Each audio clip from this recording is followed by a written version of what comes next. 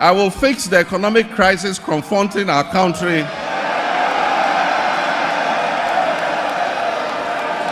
and reset it on a path of growth and prosperity.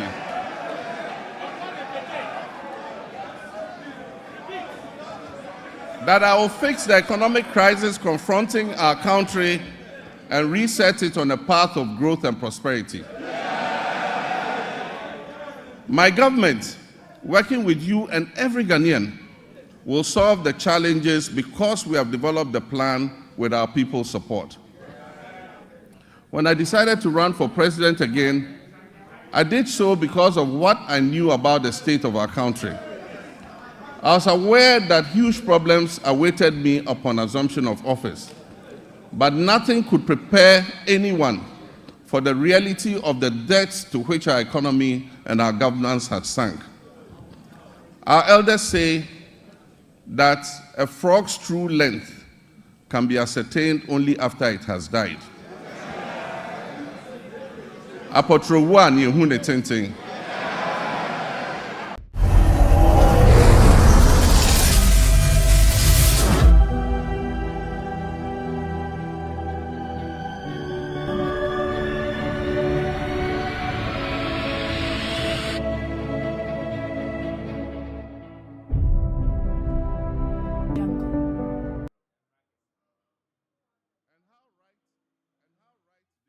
Abusiafo aha Imago Live midi ede nana ado opambo wani na ene yaba bekasa afa State of the Nations Address 2025 President John Dramani Mahama key factors key points obobo so ebra deliver an State of the Nations Address 2025 didi kan economic recovery die oman no se ne oman no eko Sebeya obeye na oman no nyoma bibia be kama denya stable economy na obia so etumi ahenhan de tosu mienu fiscal discipline because of fiscal discipline na okasa afa the government the number of government system nipa dodo a ewo na mamum oba beteso number of ministers tisia no wateso aba 60 ebema unnecessary spending bia e was almost spending no entumi enye more na oman so ebetumi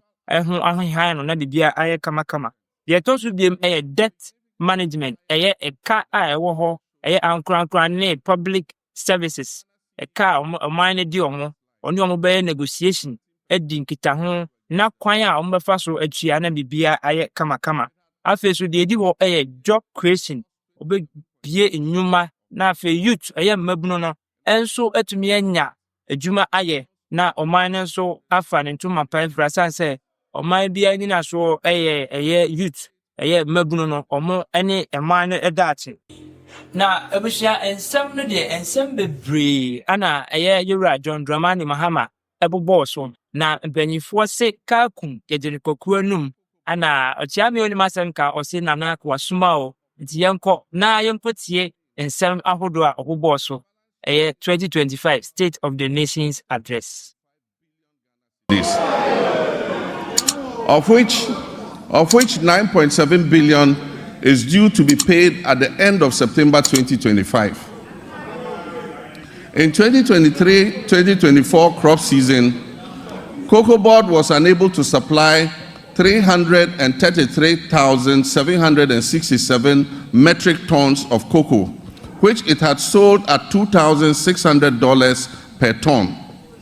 As a result, the then management of Cocoa Board rolled over these contracts into the 2024-2025 season. Honorable members, Mr. Speaker, this implies that for every ton of cocoa delivered this year, in fulfillment of the rollover contracts, Cocoa Board and Ghanaian farmers are going to lose $4,000 in revenue. Mr. Speaker, as I address this honorable House, Cocoa Board has supplied 210,000 tons out of the rolled over contract, resulting in a revenue loss of $840 million for both Cocoa Board and the Ghanaian farmer. Mr. Speaker, Cocoa Board and the Ghanaian farmer will lose another $495 million by the time the board finishes supplying the remaining rolled over contracts. Additionally, Cocoa Road commitments alone total 21.7 billion cedis, of which only 4.4 billion is included in the total debt of 32.5 billion. This debt has arisen mainly because of the decision in 2019 and 2020 to award road contracts worth over $1 billion because of the election. Mr. Speaker, the energy sector faces significant financial challenges, primarily due to collection and system losses, non-compliance with the cash waterfall mechanism, and legacy debts. The financing shortfall has risen considerably to approximately $2.2 billion, or 34 billion Ghana cedis for 2025. And urgent measures will be needed to reduce it to sustainable levels and ultimately eliminate it.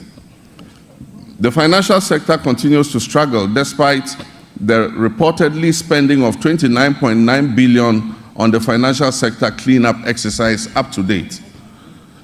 Scant reserves were also left for debt servicing, despite implementing what may be considered the most severe and distressing economic policy in the annals of the Fourth Republic, if not our nation's history. And I'm referring to the domestic debt exchange program. This is in stark contrast to our actions in 2017 before we left office, when we allocated $250 million to the sinking fund handed over to the incoming government to service debts, Ghana's debts. There have been claims that buffers were left for debt repayments, oncoming debt repayment this year. Mr. Speaker, honorable members, let me give you the statement of account for the debt service reserve account, which is also popularly referred to as the sinking fund. This fund shows a balance of only $64,000 in the dollar account, $64,000 in the dollar account, and 143 million Ghana cedis in the CD account. The repercussions of the accumulation of debt and economic mismanagement will require extensive work and sacrifice to repair. In the next 4 years, to put things in context for you, Mr. Speaker, in the next 4 years, our debt servicing will amount to 280 billion cedis. And this comprises of 150 billion for domestic debt and 130 billion in external debt servicing. Our catastrophic debt position has also severely impacted infrastructural projects that should have been completed. Currently, there are 55 stalled projects due to the default of debt and subsequent restructuring, with a total value of $2.95 billion not disbursed. The stalling of these projects is expected to result in a cost overrun of about 15 billion cedis. Mr. Speaker, notwithstanding this gloomy background, I remain committed to leading this government and taking every necessary step to reset our economy, getting things back on track, and working with the good people of our country to build the Ghana we want.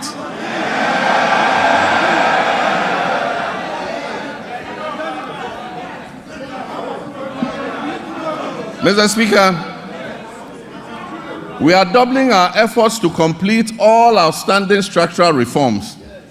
Through the budget, we will implement corrective measures to restore fiscal discipline and debt sustainability. We're also working hard towards completing the upcoming fourth review of the IMF-supported program. The review is scheduled from April 2nd to April 15th, 2025, and the IMF Executive Board is expected to approve it in June of this year.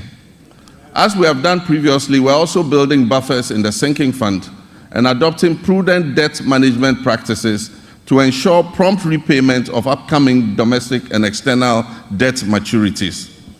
In this respect, government successfully honored the matured coupon payment of $6.081 billion in cash and 3.46 billion in kind, which was due in February 2025 to all domestic debt exchange program bondholders, fully paid. Mr. Speaker, the good news is that we have also built additional buffers in the sinking fund to honor the maturing bonds that are due in July and August. And so bondholders can rest assured that they will be paid to the last peswa, whatever is owed them. Yes, we have implemented since taking over the administration of this country. I urge my countrymen and women, business owners, and foreign investors to trust our competence in turning our economic fortunes around. Mr. Speaker, since we took office on January 7, 2025, we have upheld our commitment to a fiscal consolidation agenda with a streamlined government. We have eliminated unnecessary expenditures and reduced our reliance on borrowing. Our prudent debt management practices have led to a substantial reduction in interest rates. The 91-day Treasury bill rate, which was 28.51% on January 6, 2025, has dropped to 24.48% as of February 24, 2025. Similarly, the 182-day Treasury bill rate, which was 29.07% as of January 6, 2025, has decreased to date to 25.388%. Mr. Speaker, the 364-day Treasury bill rate has also moved from 30.41% to 27.30% in the same period. We signed a Memorandum of Understanding with our Official Creditor Committee, OCC, to formalize the debt treatment agreed upon with our official creditors. This marks a crucial step towards Ghana's restoration of long-term debt sustainability. The agreement will enable financial resources to support and strengthen our economic recovery. Mr. Speaker, on February 20th, 2025, the National Tripartite Committee and the Public Services Joint Standing Negotiating Committee concluded negotiations on the 2025 minimum wage and base pay for the single spine salary structure, respectively. I want to use this opportunity to reiterate my sincere gratitude to organized labor and the Ghana Employers Association for the understanding and cooperation in reaching this agreement on the minimum wage and the base pay. On the final day of negotiations, I enjoyed the privilege of joining my comrades, the leaders of organized labor, for the concluding discussions. I'm confident that the sacrifice we have all made this year will significantly benefit our economy's health in the future. We look forward to a positive economic outlook as we restore macroeconomic stability, we encourage exports, we activate the 24-hour economy policy, we implement the $10 billion Big Push policy for swift infrastructure development, we rationalize taxes and foster inclusive growth. The goal is prosperity for all, which must be shared and not the prerogative of a select few.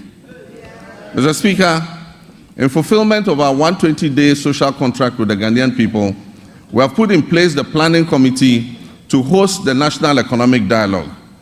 This dialogue is expected to discuss the state of the economy and reach a consensus on the key policies needed to address the devastating economic crisis confronting us. It will support the development of a homegrown fiscal consolidation program, and it will highlight key structural reforms and policy priorities essential for resetting the economy and creating prosperity for all our people.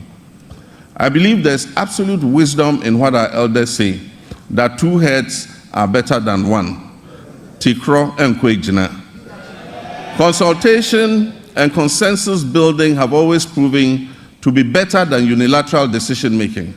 It is my hope, therefore, that our colleagues on the other side of the divide will display love of country and participate in this national dialogue, unlike the boycott of the Century Forum in 2014.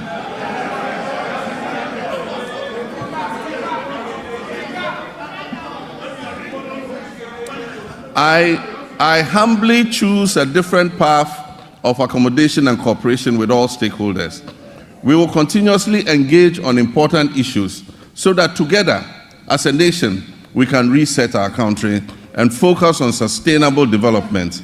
Mr. Speaker, honorable members, together we shall build the Ghana we all want. Mr. Speaker, my administration inherited an energy sector on the brink of collapse. It was weighed down by unsustainable debt. This unfortunate situation has led to many independent power producers and fuel suppliers threatening to cease their operations. Mr. Speaker, listen to this. Despite collecting over 45 billion cedis in energy sector levies, ESLA, over the last 8 years, the outgone administration has left the Ghanaian people with an energy sector burdened with a staggering debt of 70 billion cedis as of December 2024. It is of deep concern that several state-owned enterprises in the energy sector are struggling to stay afloat, and unless urgent interventions are made, many of them will go under.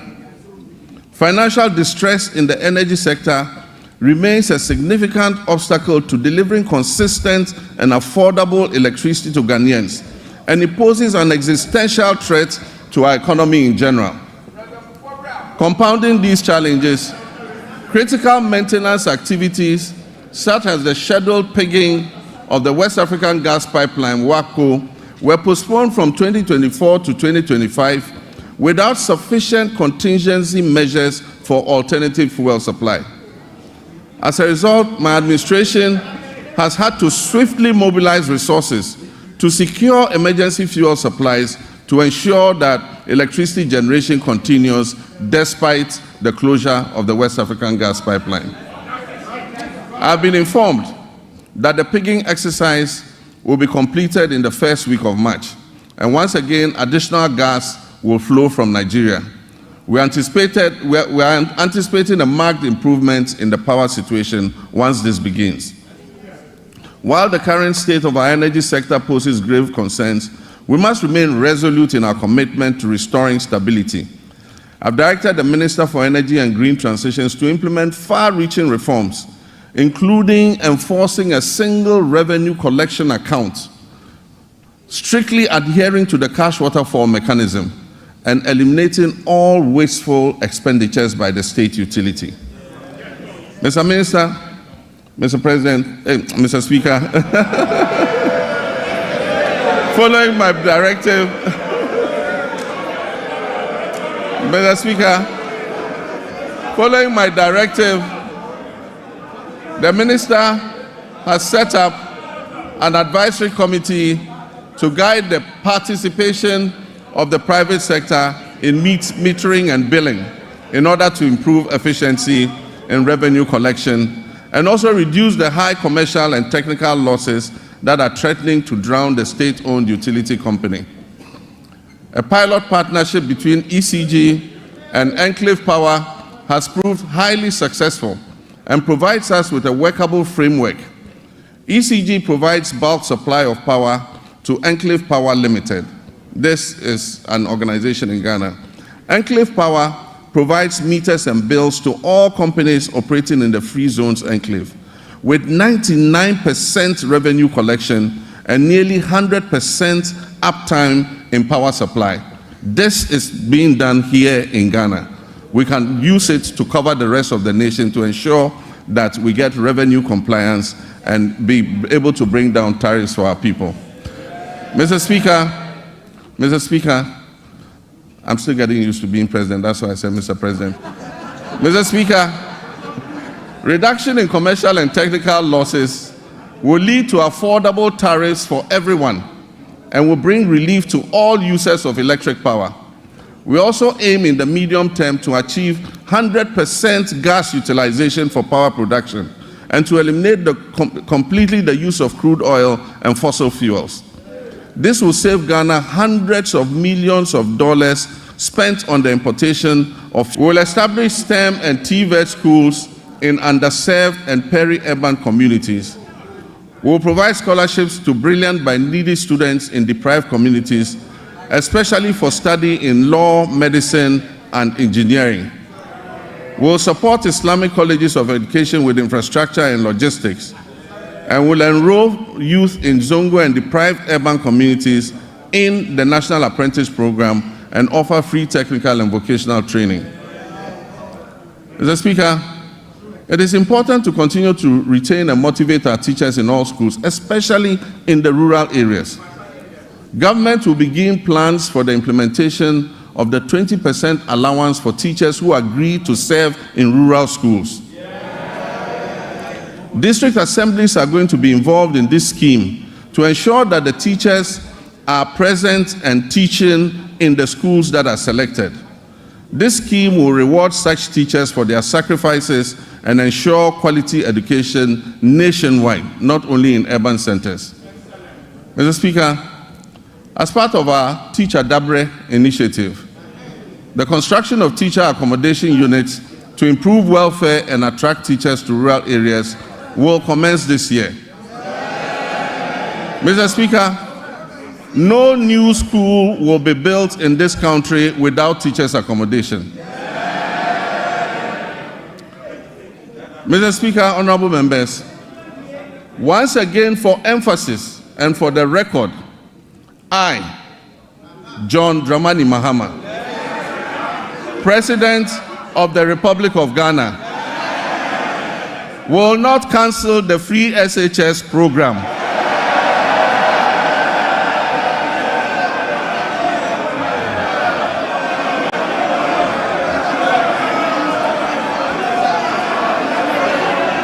I will not cancel the free SHS program.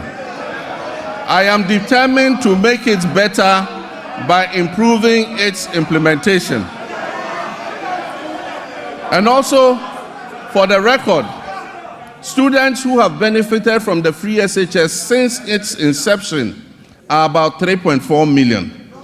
The figure of 5.1 million beneficiaries, as put out by the previous administration, was an exaggerated and false narrative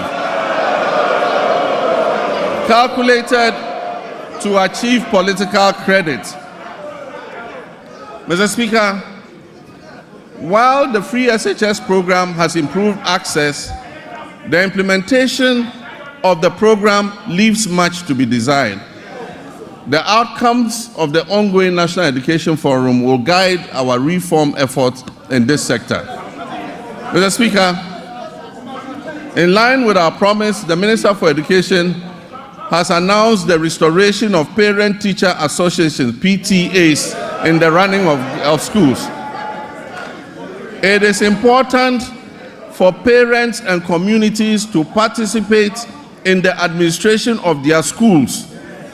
The Ministry of Education and GAS will, however, ensure that PTAs do not impose unbearable financial burden on parents and students who cannot afford them. Mr. Speaker, the double track system remains a challenge, and we are committed to eliminating it by accelerating school infrastructure expansion and completing stalled educational projects. To fund this, the Education and Finance Ministries are working to uncap the GET Fund so that we can accelerate projects in secondary schools. As promised, we have begun improving secondary school feeding, and the children are getting better quality food as I address you.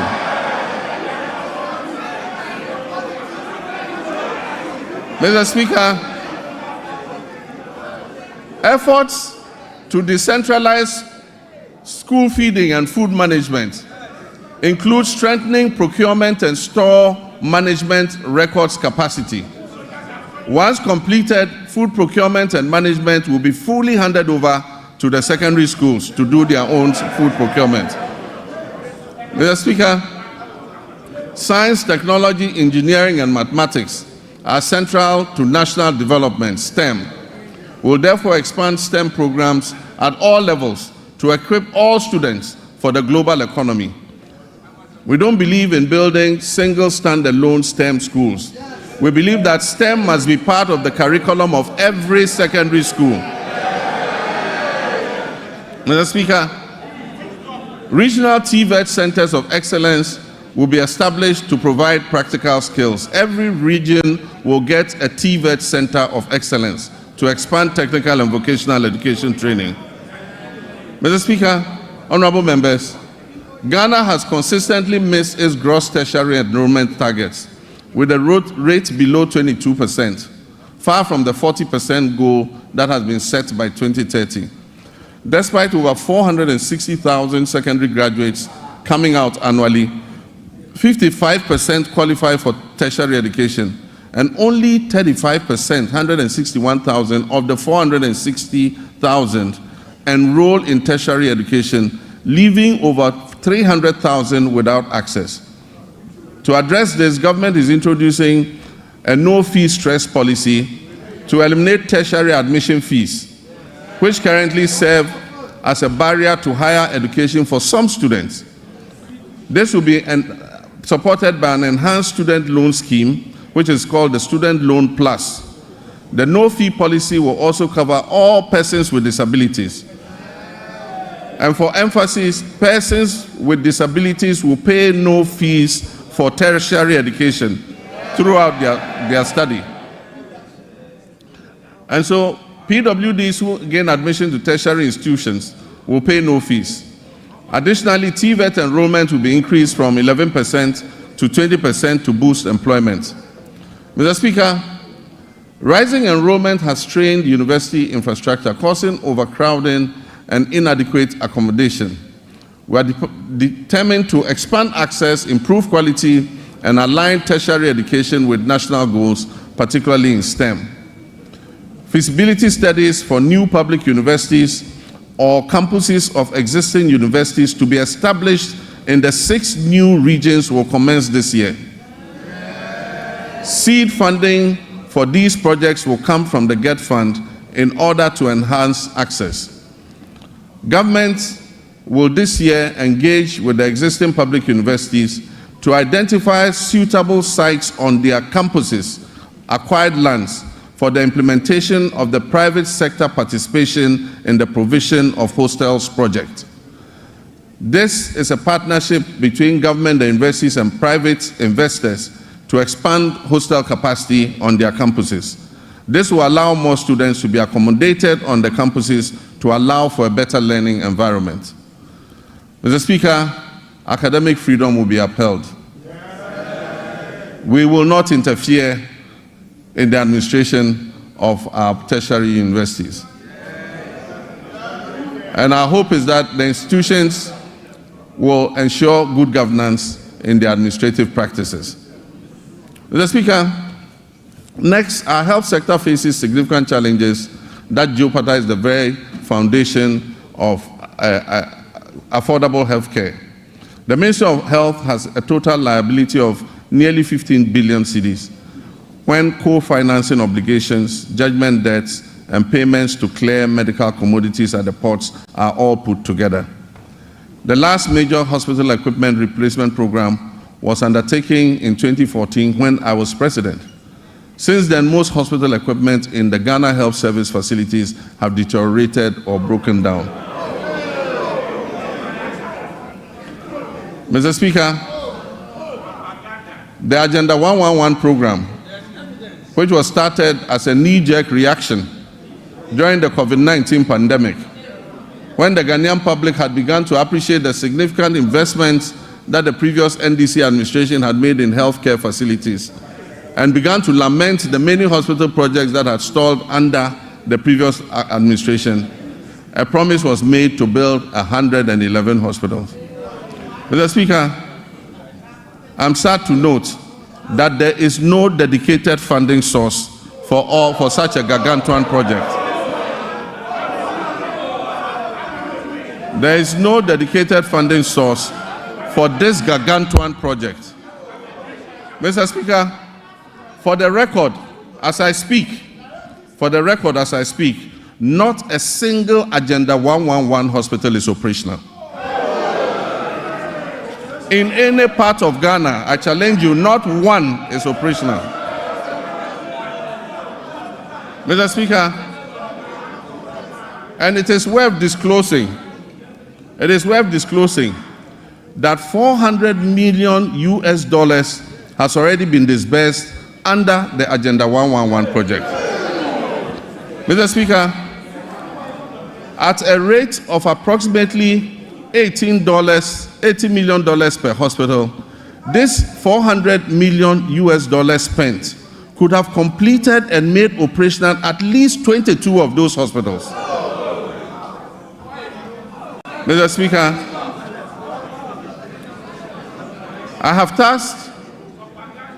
I believe that the money should have been focused on completing a number of hospitals and making them operational instead of spreading it over the current 111 hospitals. As I speak, some are at the foundation level and not a single one is operational. I have directed the Minister for Health to present us with a plan on the way forward for this program. And let me add that we are open to public-private partnerships and franchising to complete and operationalize these hospitals.